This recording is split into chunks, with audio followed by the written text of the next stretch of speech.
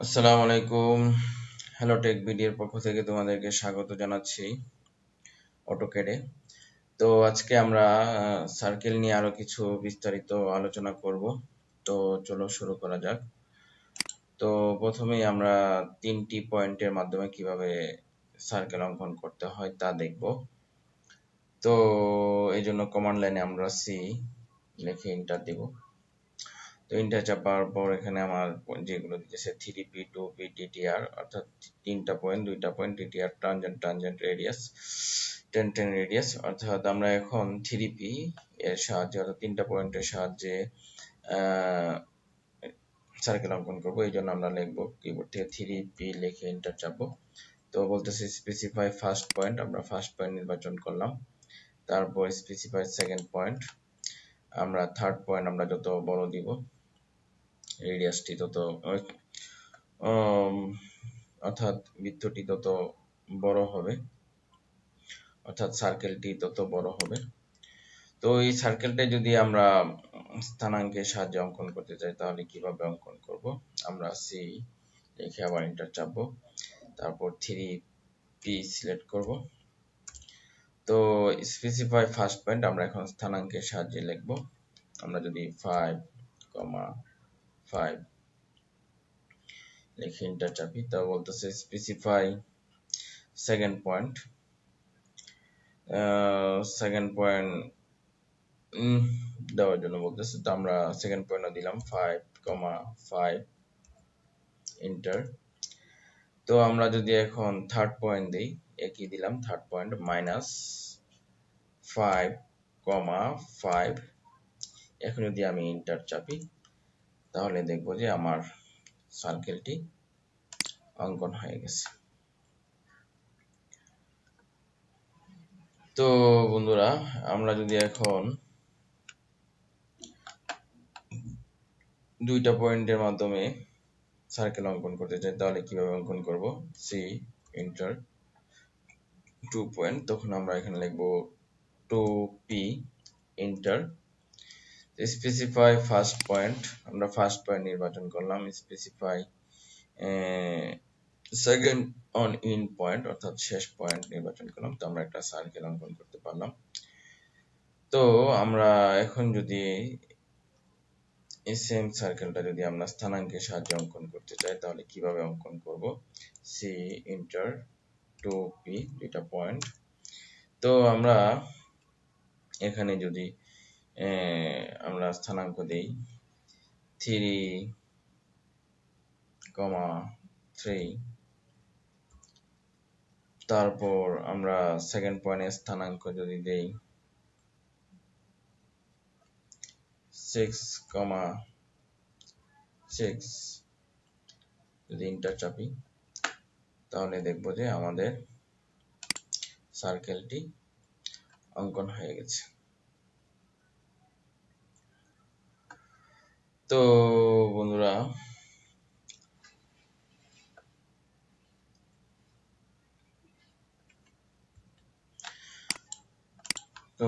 আমরা যদি এখন একটা ত্রিভুজের ভিতরে আমরা সার্কেল অঙ্কন করতে চাই তাহলে আমরা কিভাবে ত্রিভুজের তিনটি বাহুর সাথে লাগিয়ে আমরা সার্কেল অঙ্কন করব? আমরা যদি একটা ত্রিভুজ যে কোনো মাপে আমরা একটা ত্রিভুজ নেই, তো আমরা যদি এই ত্রিভুজটার ভিতর সার্কেল অঙ্কন করতে চাই অর্থাৎ স্পর্শক এই বিন্দুকে স্পর্শ করবে, এই বিন্দুকে স্পর্শ করবে, এই বিন্দুকে স্পর্শ করবে, তাহলে কিভাবে অঙ্কন করব? তো এই জন্য আমাদের ড্র মেনু থেকে সার্কেল ট্রানজেন্ট 10 এটা আমরা সিলেক্ট করব। তো এখানে স্পেসিফাই ফার্স্ট পয়েন্ট, আমরা একটা ফার্স্ট পয়েন্ট নির্বাচন করলাম। তারপর স্পেসিফাই সেকেন্ড পয়েন্ট, আমরা যে সেকেন্ড পয়েন্ট নির্বাচন করলাম অর্থাৎ সেকেন্ড বাহু।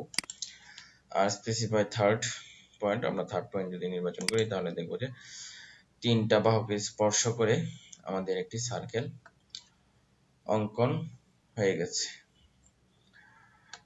তো বন্ধুরা, এখন আমরা যদি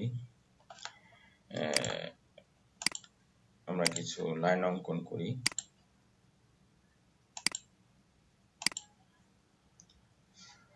তো আমরা এখান থেকে যে কোনো দুইটা বাহুকে আমরা যদি স্পর্শ করে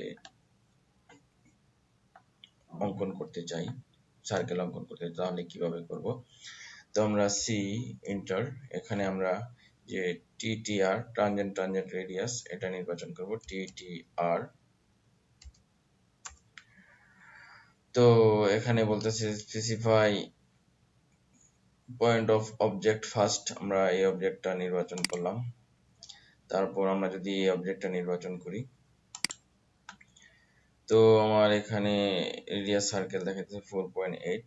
আমরা যদি এই অবস্থায় যদি ইন্টার চাপি, তাহলে দেখব যে এই দুইটা বাহুকে স্পর্শ করে আমার সার্কেলটি অঙ্কন হয়েছে।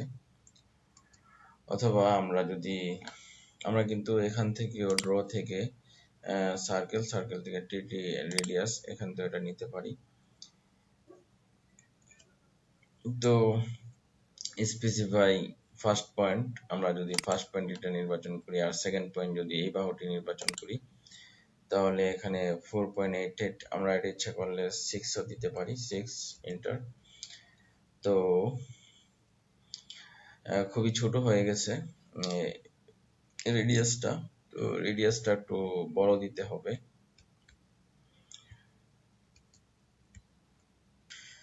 তো আমরা সি এন্টার, টিটিআর এন্টার, আমরা এই পয়েন্টটা নির্বাচন করলাম, সেকেন্ড পয়েন্ট এটা নির্বাচন করলাম।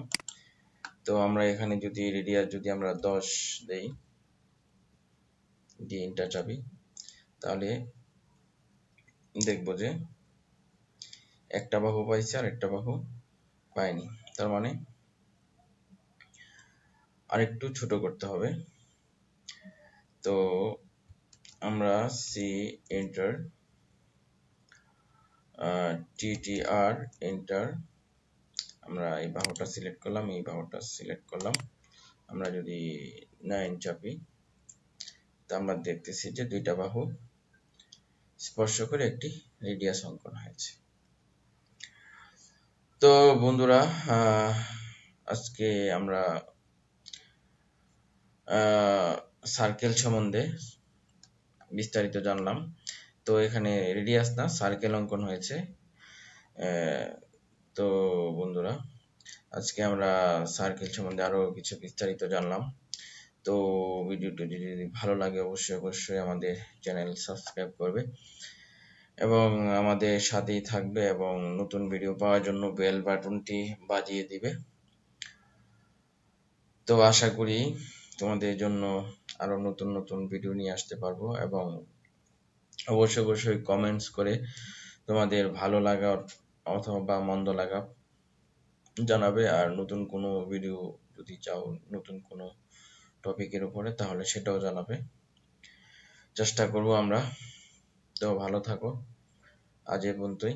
আসসালামু আলাইকুম।